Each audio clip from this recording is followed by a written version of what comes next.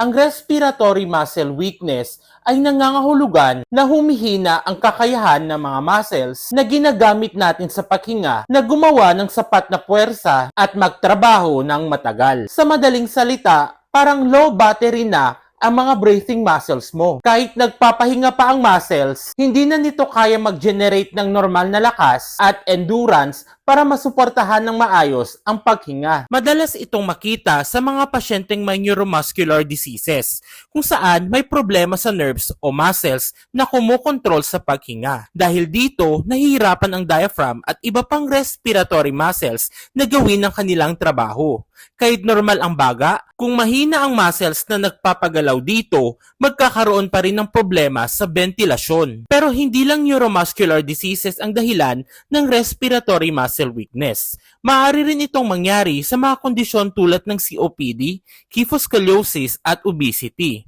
Sa mga sakit na ito, tumataas ang demand sa paghinga kaya mas napapagod ang respiratory muscles. Imagine mo na lang na parang pinapabuhat mo na mas mabigat na load ang isang tao araw-araw. Eventually, mapapagod at hihina rin siya. Para malaman kung gaano kalakas ang respiratory muscles ng isang pasyente, may ilang bedside tests na ginagamit ng healthcare team. Mahalaga ang mga test na ito dahil nagbibigay sila ng idea kung kaya pa bang huminga ng pasyente ng mag-isa o kung may panganib na magkakaroon ng respiratory failure ang isang pasyente. Isa sa pinakamahalagang test ay ang maximum inspiratory pressure o MIP. Sinusukat nito kung gaano kalakas ang paghigop o paglanghap ng hangin gamit ang inspiratory muscles, lalo na ang diaphragm. Mas malakas ang negative pressure na kayang gawin ng pasyente, mas malakas ang kanyang inspiratory muscles. Mayroon ding maximum expiratory pressure o MEP. Ito naman ang sumusukat sa lakas ng mga muscles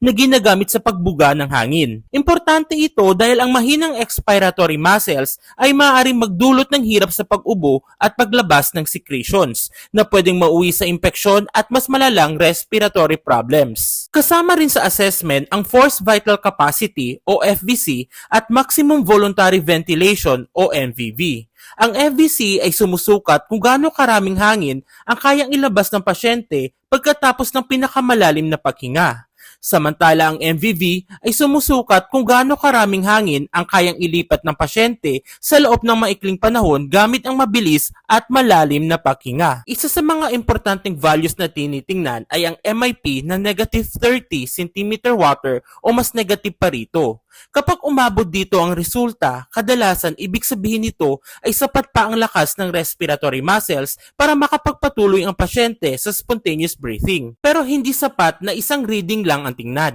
Kailangan pa ring bantayan ang overall trend ng mga resulta. Lalo itong mahalaga sa mga pasyenteng may myasthenic crisis o Guillain-Barré syndrome. Sa mga kondisyong ito, pwedeng unti-unting humihina ang respiratory muscles. Kapag ang MIP values ay nagiging less negative habang tumatagal, maaaring ito na ang pinakaunang senyales na paparating ang respiratory failure. Kaya hindi lang absolute value ang importante. Mas importante kung paano ito nagbabago over time. May isa pang paraan para suriin ang inspiratory muscle strength na tinatawag na sniff nasal inspiratory pressure. Sa test na ito, sinusukat ang lakas ng paglanghap gamit ang mabilis na pagsinghot sa ilong. Ang advantage nito ay madali itong gawin kahit sa mga pasyenteng may advanced disease at hindi nangangailangan ng sobrang effort o cooperation kumpara sa MVV. Bukod pa rito, may prognostic value rin ito. Ibig sabihin, nakakatulong itong hulaan kung paano maaaring umusat o lumala ang kondisyon ng pasyente sa hinaharap. Kung may natutunan ka, i-like, i-share at i-follow mo na rin ako for more medical topics. Thank you for watching, guys!